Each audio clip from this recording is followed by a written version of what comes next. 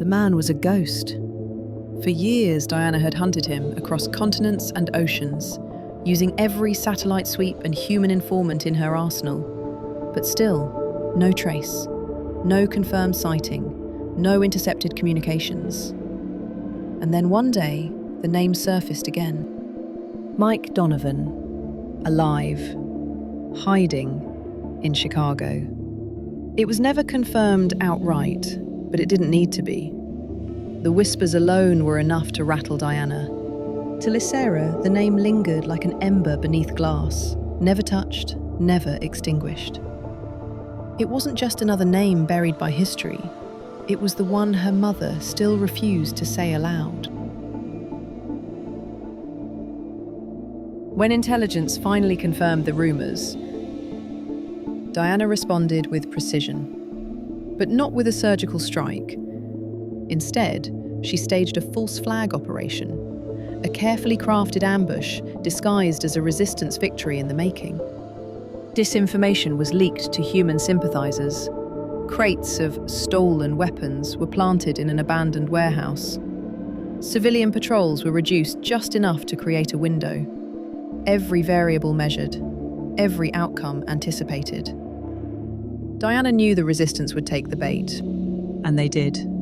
The warehouse was supposed to be quiet, a simple recovery, a fleeting advantage. Instead, it was a trap. The ambush came fast. Visitor shock troopers breached from every side. Escape routes vanished in seconds. The skies were flooded with visitor activity.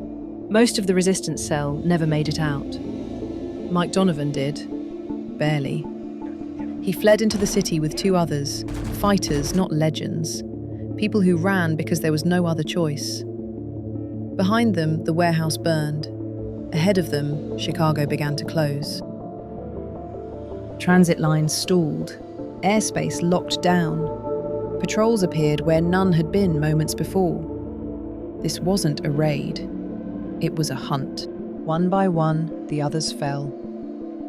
Civilians saw visitor units moving with urgency they had never shown before. Weapons fire echoed through neighborhoods that had known only order.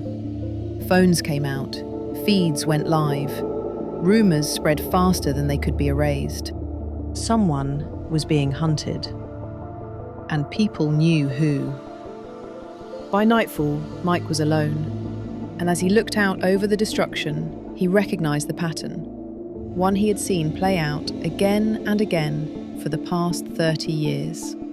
When the visitors answered defiance with force, they didn't just kill the fighters, they erased the places that resisted.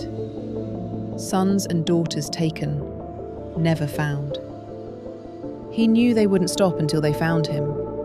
So this time, It's Donovan! He didn't run.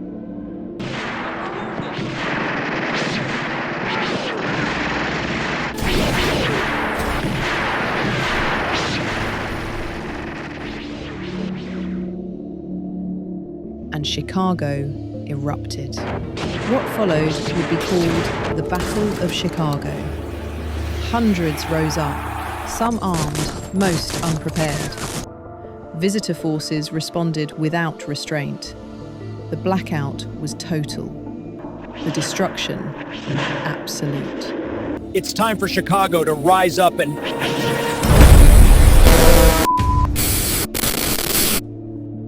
When the smoke cleared, only one detail mattered to the regime.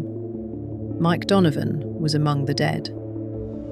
No body was shown, no footage released. Only an announcement. The resistance's most enduring symbol had been eliminated, and the city was reminded defiance would always be answered. The world was told that a massive terrorist plot had been thwarted. Civilians were assured that Donovan, the ideological heart of the resistance, had been eliminated before he could orchestrate another catastrophic attack. The world is safer, now that Donovan is gone. But at what cost? But this time, doubt followed close behind. Too many families lost someone in the blast zone. Too many survivors described strange inconsistencies. Wait a minute. Every war fought starts with a false flag operation. Diana flooded the networks with statements. She praised loyal citizens. She promised stability. She blamed underground factions for forcing the hand of peacekeepers.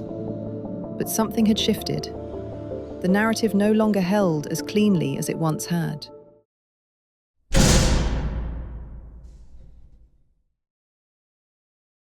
Lysera was 19 now. 4 years had passed since Chicago. Old enough to be stationed aboard the mothership full-time.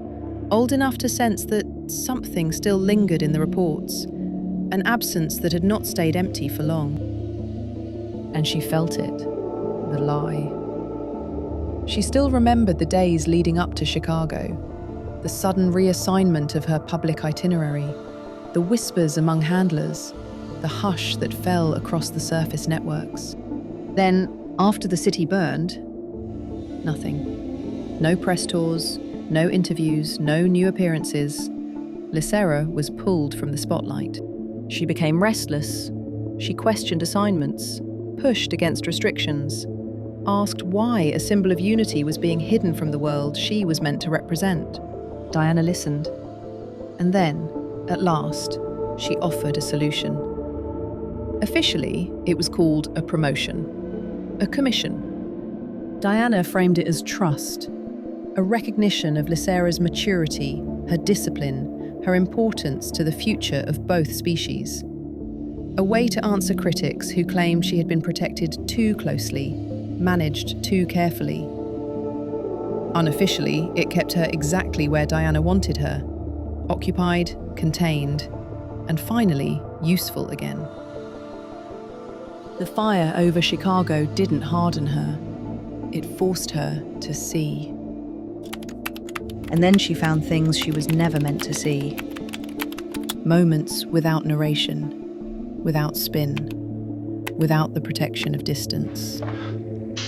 Pain, inflicted deliberately. Silence, broken only when it served a purpose.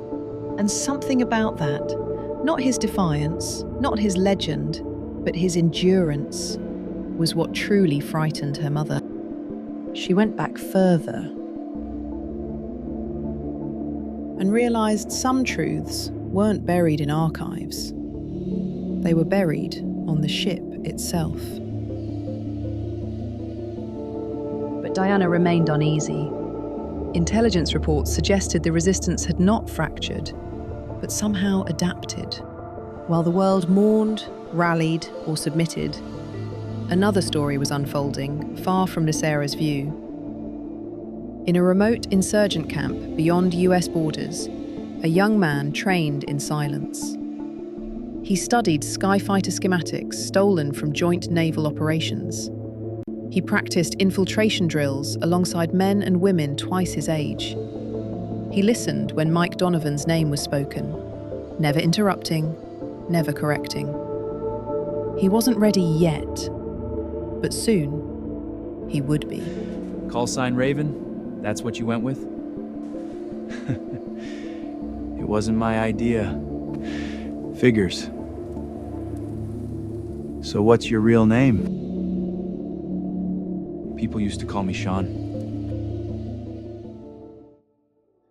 My son